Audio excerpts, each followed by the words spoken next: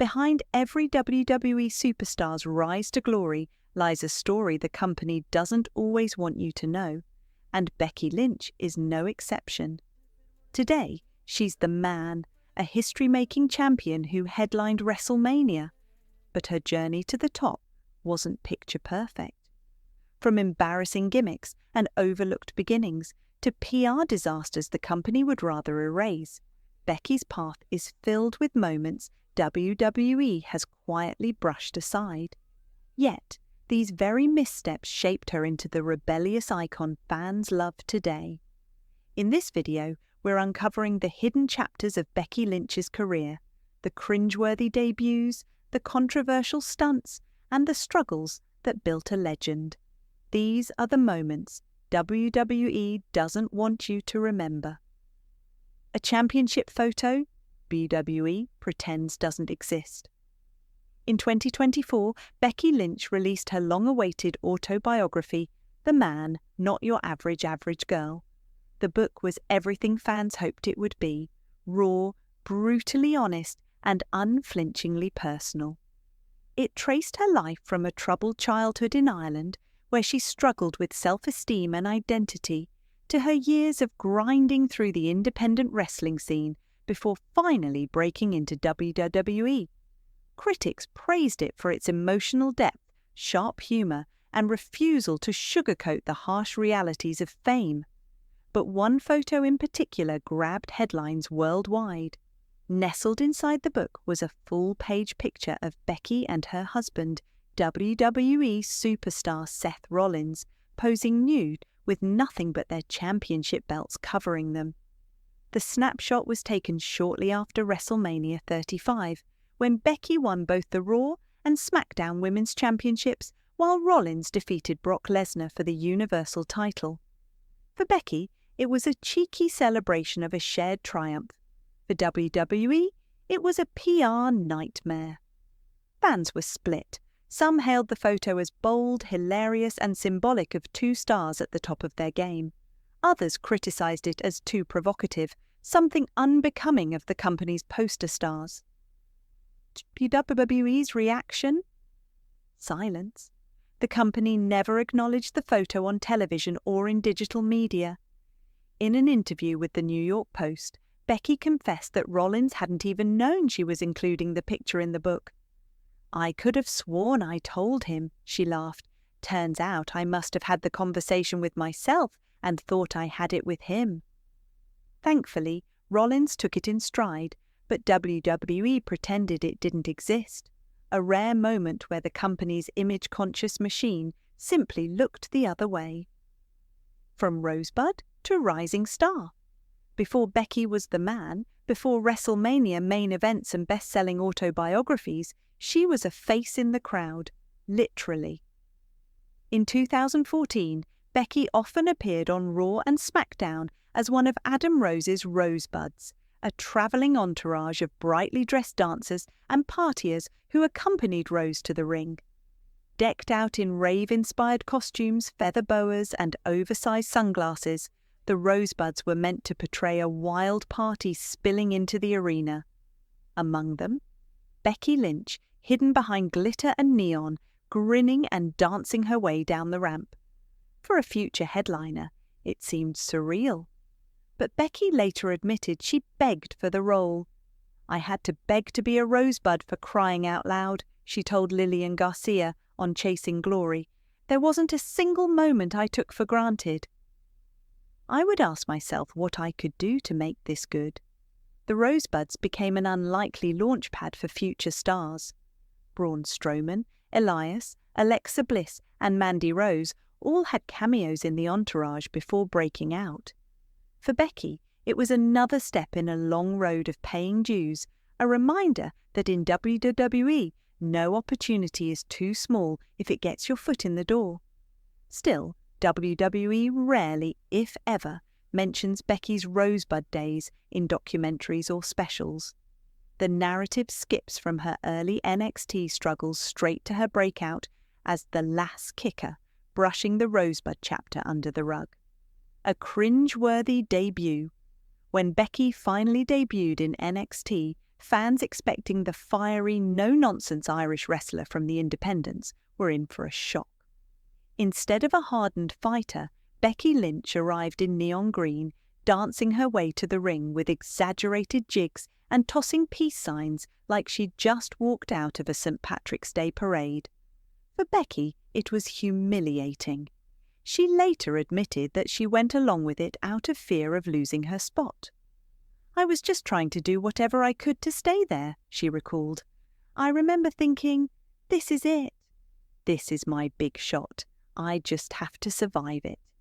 It was far from the debut she wanted, but Becky endured, taking every assignment WWE threw her way and quietly honing her craft in the ring. In hindsight, she wasn't alone. Many legends started with embarrassing gimmicks. Triple H as the snooty aristocrat, Kane as an evil dentist, and Steve Austin as the ringmaster. Becky's jig-dancing persona was simply another reminder that sometimes WWE takes the long way around before finding the right formula. The Women's Revolution and the Submission Sorority debacle. Everything changed on July 13, 2015, when Stephanie McMahon interrupted Raw to announce the dawn of the Women's Revolution. After years of treating women's matches as filler, WWE finally seemed ready to take them seriously. Out came 3 new call-ups from NXT: Charlotte Flair, Sasha Banks, and Becky Lynch. Each was aligned with a faction to shake up the division. Becky and Charlotte joined forces with Paige, forming what WWE initially dubbed the Submission Sorority, a nod to their signature finishing moves. But within days, fans pointed out that the name was already associated with an adult film series produced by Bang Bros. The PR risk was obvious, and WWE scrambled to rename them PCB using the initials of their first names. Though the name change saved them from embarrassment, the damage was done. The debut felt rushed and careless, undermining the serious message of the women's revolution. Overshadowed and undervalued. Even within PCB, Becky struggled to find her footing. Paige was the established rebel, Charlotte was the golden child destined for championship glory, and Becky was often treated as the third wheel. She was presented as the loyal sidekick, talented but less relevant. In fact, WWE leaned into this perception. In one infamous promo, Paige directly called Becky the least relevant member of the team, a line that cut deep because it mirrored how WWE was booking her. Over the following months, Becky was portrayed as naive, repeatedly betrayed by her supposed allies. Paige turned on her first, then Charlotte, leaving Becky looking gullible and weak. Fans who admired her in-ring talent saw her being pigeonholed as a background player. Yet, in hindsight, this was the crucible that shaped Becky's resilience. She was learning to survive being overlooked, and when her chance finally came, she was ready. SummerSlam 2018, the spark that lit the fire. That chance came at SummerSlam 2018. Originally, Becky Lynch was set to face Carmella for the SmackDown Women's Championship one-on-one. But WWE inserted Charlotte Flair into the match at the last minute, turning it into a triple threat. Once again, Charlotte stole the spotlight, winning the championship after months away. For Becky, in storyline and in reality, it was the breaking point. After the match, Becky snapped. She viciously attacked Charlotte, and the Brooklyn crowd erupted, not in boos, but in cheers. Fans were supposed to see Becky as a bitter villain, but instead they saw truth in her rage. "You deserve it!" the crowd chanted as Becky tore into Charlotte on SmackDown the following week, unleashing months of pent-up frustration in a fiery promo. WWE expected a heel turn. What they got was the birth of the man, becoming the man. In the months that followed, Becky transformed. Gone was the smiling sidekick in steampunk gear. In her place was a swaggering, trash-talking anti-hero who carried herself with the confidence of a stone-cold rebel. Fans compared her to a modern-day stone-cold Steve Austin, channeling the same defiance toward authority and refusal to play by the rules. Others saw shades of CM Punk in her unapologetic authenticity. Becky Lynch was no longer just another superstar, she was the voice of the people, a symbol of frustration with WWE's politics and favoritism. The very traits that had once made her the overlooked underdog now made her the most relatable and beloved figure in the company. By WrestleMania 35, she was at the top of the mountain, defeating Charlotte Flair and Ronda Rousey in the first ever women's main event at WrestleMania, holding both titles high as fireworks exploded above her. From Rosebud to legend, looking back, Becky Lynch's journey is almost unbelievable. She went from begging to dance in the background as a Rosebud, to enduring a cringeworthy debut, to being overshadowed in her own faction. She suffered humiliations and betrayals, often being positioned as an afterthought. Yet through resilience, grit, and authenticity, she transformed herself into one of the biggest stars of her generation. Today, Becky Lynch stands not just as a champion, but as proof that setbacks can become stepping stones, and that sometimes the paths WWE would rather erase are the very ones that make legends unforgettable. Rebellious working-class warrior who didn't play nice, didn't follow orders, and had finally had enough of Becky Lynch. From Rosebud to the man, WWE's unlikely rebel superstar. The WWE universe has witnessed countless journeys of transformation, but few are as remarkable or as messy as Becky Lynch's. Today, she stands as one of the most celebrated stars in professional wrestling, a multiple-time world champion, and the woman who headlined WrestleMania 35 in history-making fashion. But to understand Becky Lynch's rise, one has to look at the awkward beginnings, the company's missteps in presenting her, and the moments WWE itself would rather forget. From dancing as a background Rosebud, to a misguided jig-filled debut, to being overlooked in her own faction, Becky's career is a story of constant reinvention and resilience. A championship photo WWE pretends doesn't exist. In 2024, Becky Lynch released her long-awaited autobiography, The Man, Not Your Average Girl. The book was everything fans hoped it would be, raw, brutally honest, and unflinchingly personal. It traced her life from a troubled childhood in Dublin, Ireland, where she dealt with body image issues and a complicated family dynamic, to her early years bouncing around the independent wrestling scene, scraping together a living in bingo halls and gyms long before she was ever the man. Critics praised the book for its emotional depth, sharp humour, and refusal to sugarcoat the sacrifices that came with chasing her dream. But among all the revelations, one photo grabbed the spotlight. Buried inside the autobiography was a full-page picture of Becky and her husband, WWE superstar Seth Rollins, posing nude with nothing but their championship belts covering them.